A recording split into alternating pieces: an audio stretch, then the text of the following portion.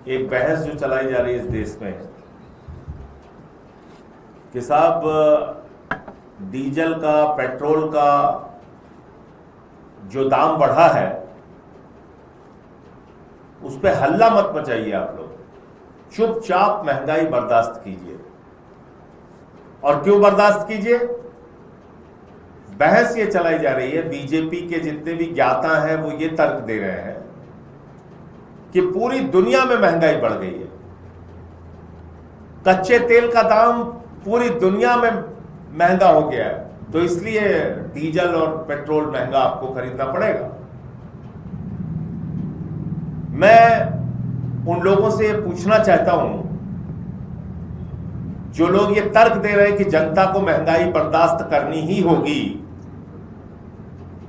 कि भाई जो कमर्शियल सिलेंडर 1500 रुपए का मिलता था जनवरी में तो कोई युद्ध नहीं शुरू हुआ था, वो आज की तारीख में 3100 रुपए का हो गया। 3100 रुपए, 2 गुने से ज्यादा दाम बढ़ गया उसका। जो 5 किलो का सिलेंडर जो छात्र, मजदूर, किसान, गरीब आदमी इस्तेमाल करता है वो 261 रुपए महंगा हो गया। और डीजल पेट्रोल आपने 3-3 रुपए महंगा कर दिया, 3.25 रुपए के करीब। और आप कह रहे हैं महंगाई बर्दाश्त करो, बोलो ना कुछ। मोदी जी ने कह दिया अब आप इसको बर्दाश्त कीजिए। क्यों बर्दाश्त कीजिए? अंतरराष्ट्रीय बाजार में देखिए कितनी महंगाई आ गई है। अरे भैया, जब अंतरराष्ट्रीय बाजार में 20 रुपए डॉलर, $20 प्रति बैरल, $30 प्रति बैरल कच्चे तेल का दाम था, तो हिंदुस्तान में आपने डीजल पेट्रोल का दाम सस्ता किया था क्या? डीजल पेट्रोल की महंगाई कम की थी क्या आपने? टैक्स कम किया था क्या? आज आप हवाला दे रहे हो कि कच्चे तेल का दाम अंतरराष्ट्रीय बाजार में $120 प्रति बैरल हो गया है, $110 प्रति बैरल हो गया है। लेकिन जब ये $20, $30 प्रति बैरल था तो क्या देश में आपने डीजल पेट्रोल सस्ता किया था? नहीं किया था। और इस देश की जनता से 12 वर्षों में प्रधानमंत्री जी ने 44 लाख करोड़ रुपए टैक्स के नाम पे वसूला है। याद रखिएगा, जीरो लगाते लगाते आप थक जाएंगे। 44 लाख करोड़ रुपए, 44 लाख करोड़ रुपए। क्या तर्क दिया जा रहा है बीजेपी के द्वारा और मोदी के समर्थक मीडिया के द्वारा? क्या कह रहे हैं? कह रहे हैं साहब कंपनियों को प्रतिदिन 1000 करोड़ का घाटा हो रहा है, कंपनियों को प्रतिदिन 1000 करोड़ का घाटा हो रहा है। इन्हीं कंपनियों को 3.5 लाख करोड़ रुपए का मुनाफा हुआ है। 44 लाख करोड़ रुपए टैक्स और कंपनियों को मुनाफा 3.5 लाख करोड़ रुपए। तो जब इतना मुनाफा आपने कमा के अपनी तिजोरी भरी है तो थोड़े दिन के लिए सब्सिडी दे दीजिए, छूट दे दीजिए और महंगाई पर कंट्रोल कीजिए। ये क्या रोना रो रहे हैं आप चुनाव के बाद? जैसे ही चुनाव खत्म हुआ रोना शुरू कर दिया आपने। महंगाई तो बढ़ानी पड़ेगी, महंगाई तो जरूरी है, महंगाई तो देशभक्ति है, महंगाई तो आपके लिए कल्याणकारी योजना है। ये देखो अमेरिका में इतना दाम हो गया, ब्रिटेन में इतना हो गया, दुबई में इतना हो गया, मुल्तान में इतना हो गया, पाकिस्तान। अरे इससे हमें क्या लेना देना भैया? 44 लाख करोड़ रुपए तुमने इस देश की जनता से टैक्स के नाम पे लूटा है ना 12 सालों में, तो अब राहत दो। 3.5 लाख करोड़ रुपए इन्हीं कंपनियों ने मुनाफा कमाया है ना। ये मैं झूठ बोल रहा हूं तो बीजेपी के लोग इनकार कर दे। तो अगर 3.5 लाख करोड़ रुपए का मुनाफा आपने कमाया है तो आप राहत दीजिए। अब थोड़े दिन मुनाफा नहीं कमाएंगे तो आपके पेट में दर्द थोड़ी हो जाएगा, बीमार थोड़ी पड़ जाएंगे आप। इस देश की जनता जरूर महंगाई से बीमार पड़ जाएगी अगर आप सब्सिडी नहीं देंगे, छूट नहीं देंगे तो। ये बात समझनी होगी। और ये तेल का दाम क्यों महंगा हो रहा है हिंदुस्तान में? क्योंकि आप ट्रंप की गुलामी कर रहे हैं। ट्रंप के गुलाम हो गए आपकी सरकार ट्रंप की गुलामी में लगी हुई है। वो कहता है रूस से तेल ना खरीदो, कहते हैं जी हजूर। वो कहता है हम आपके ऊपर निगरानी, मतलब 144 करोड़ की आबादी वाले दुनिया के सबसे बड़े लोकतांत्रिक देश पर ट्रंप निगरानी रखेगा। उसका गृह मंत्री, विदेश मंत्री, वित्त मंत्री निगरानी रखेगा कि हम कहीं रूस से तेल खरीद रहे हैं कि नहीं खरीद रहे हैं, और अगर खरीदते हुए पकड़े गए तो हमारे ऊपर टैरिफ बढ़ा देगा। ये धमकी दिया उसने। तो हमारी कोई संप्रभुता, कोई स्वाधीनता बची है? नहीं बची है। ऐसे समय में जब देश संकट में है, रूस से आया हुआ जहाज सिंगापुर घूम गया और आप गैस नहीं खरीद पाए उससे, क्योंकि अमेरिका आपको डांट रहा था, बिगड़ रहा था। रूस आपको सस्ता तेल देने के लिए तैयार है, उससे आप तेल नहीं खरीद सकते क्योंकि अमेरिका आपको डांट देगा। तो आपने तो देश की संप्रभुता ही खत्म कर दी, स्वाधीनता ही खत्म कर दी। आप तो ट्रंप के गुलामों की तरह काम कर रहे हैं। मोदी जी, देश सर्वोपरि है, देश सबसे बड़ा है।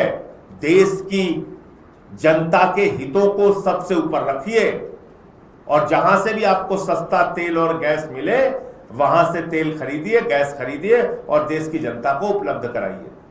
वो चाहे ईरान से मिले, वो चाहे ओमान से मिले, वो चाहे अरब देशों से मिले या रूस से मिले। देश का हित सर्वोपरि है। महंगाई नियंत्रित करना आपकी जिम्मेदारी है। आप कुछ भी बोल देते हैं। आपने कह दिया सोना ना खरीदो, करोड़ों लोग जो सोने के व्यापार से जुड़े हुए हैं वो कहां जाएंगे? उनकी जिंदगी कैसे चलेगी? ये मत मान लेना कि खाली सोने की दुकान सजाने वाला ही बहुत बड़ा सोने का व्यापारी है। उस सोने के जो कारीगर होते हैं उनकी जिंदगी कैसे चलती है वो देखिए आप जाके। और जिस बंगाल में आप चुनाव जीते हैं वहीं कम से कम 10 लाख आपको कारीगर मिल जाएंगे सोने के। तो आपका तो काम बन गया, बस ठीक है, सबको उसके हाल पे आपने छोड़ दिया। खाद ना खरीदो, खाने का तेल ना खरीदो, विदेश की यात्राएं ना करो। विदेश यात्रा, 80 करोड़ लोग देश में 5 किलो राशन पे जिंदा है। आप सलाह दे रहे हैं सोना ना खरीदो। अरे कौन खरीदता है सोना? और कौन जाता है विदेश की यात्राओं में? आपके मित्र, आपके दोस्त, आपके करीबी, उनको आपने तो कभी नहीं मना किया। खुद तो चलिए आप प्रधानमंत्री हैं, हर दिन इस देश से उस देश, उस देश से उस देश दौड़ते रहते हैं, कोई बात नहीं। लेकिन आपने अपने लोगों पे कोई प्रतिबंध लगाया? सोने का व्यापारी मेहुल चौकसी, नीरव मोदी बैठा तो है विदेशों में, हजारों करोड़ रुपए हिंदुस्तानियों का लूट के, उस पर आप कोई कार्रवाई नहीं करते। देश की जनता को आप कह रहे हो कि अब मंगलसूत्र ना खरीदो। पहले कह रहे थे विपक्ष वाले मंगलसूत्र छीन लेंगे आपका।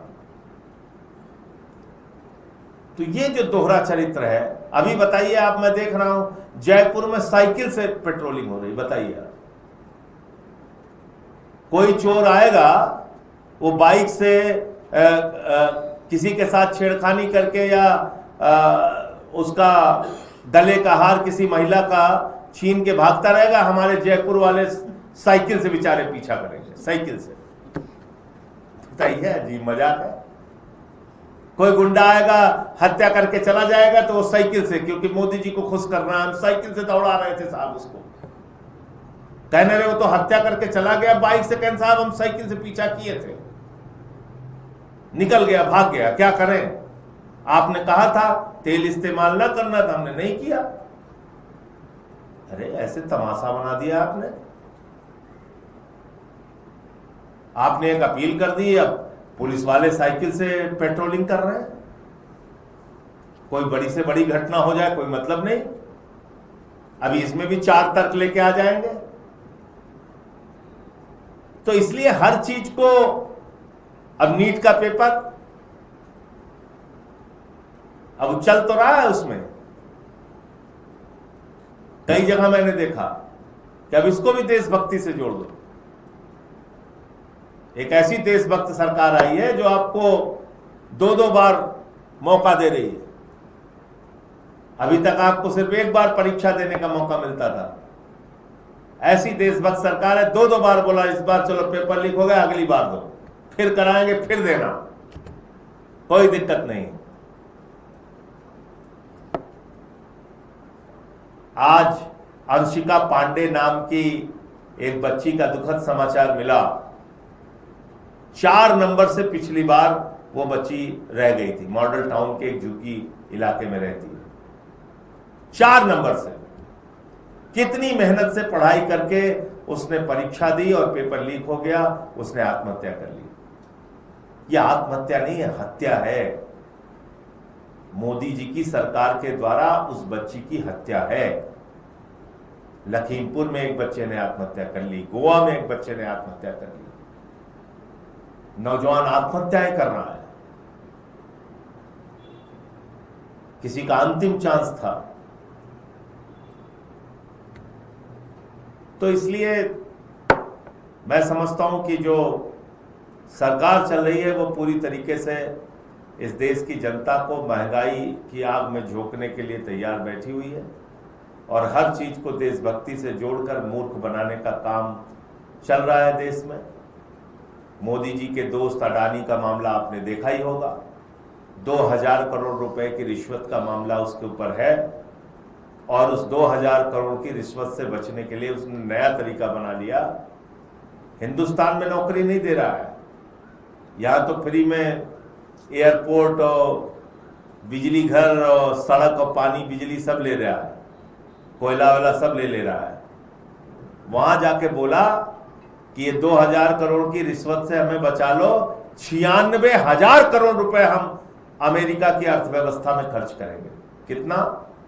96,000 करोड़ रुपीस, 96,000 करोड़ रुपए अडानी इन्वेस्ट करेगा, निवेश करेगा अमेरिका में, और जिससे करीब करीब 15,000 रोजगार पैदा होंगे। ये गारंटी देके वो रिश्वत के मामले में जो 2000 करोड़ की रिश्वत देने का मामला उसके खिलाफ अमेरिका में चल रहा है नरेंद्र मोदी जी के दोस्त अडानी के खिलाफ, उससे वो बचने का रास्ता निकाल रहा है। ये है सच्चाई पूरे देश के सामने। अपने एक दोस्त को बचाने के लिए देश का स्वाभिमान मोदी जी ने गिरवी रख दिया है अमेरिका के आगे। मुझे इतनी बात कहनी थी, आपके कोई प्रश्न आप पूछ सकते। आपने कल ट्वीट करके कहा था कि आपकी जो यात्रा शुरू होने वाली है उसकी यूपी सरकार अनुमति नहीं दे रही है, तो क्या? हाँ, कल मैंने ट्वीट किया था, उसके बाद मैंने उसमें यह भी कहा था कि यात्रा तो होगी और प्रशासन अपने तैयारी करे और अपना इंतजाम करे। तो शाम तक वहाँ हमारे जो जिलाध्यक्ष हैं अंकुश चौधरी जी, उनके पास ये सूचना आ गई थी कि ठीक है आप अपनी यात्रा कीजिए और जो भी उनको अनुमति देने की जो प्रक्रिया होती है उसको उन्होंने कल शाम को कहा था कि हम इसको पूरा करके दे देंगे।